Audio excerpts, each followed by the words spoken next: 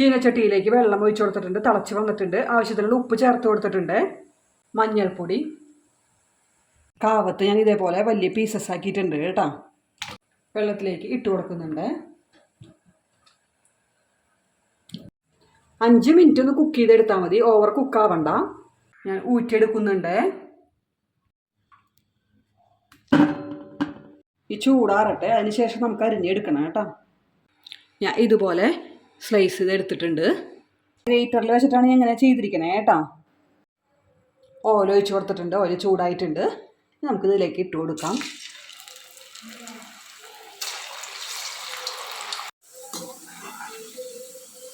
റോസ്റ്റായി വന്നിട്ടുണ്ട്, മാറ്റി കൊടുക്കുകയാണ്.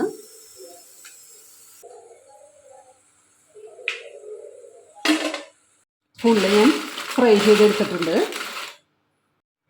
ഉപ്പ് ചേർത്ത് കൊടുക്കുന്നുണ്ട്. കാശ്മീരി ചില്ലി പൗഡർ,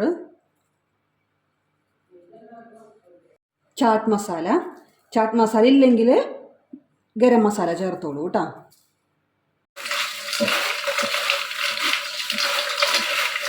നമ്മുടെ കാവത്ത് കൊണ്ടുള്ള കൊണ്ടാട്ടം റെഡി ആയിട്ടുണ്ട്. നിങ്ങളെല്ലാവരും ട്രൈ ചെയ്ത് നോക്കണേ.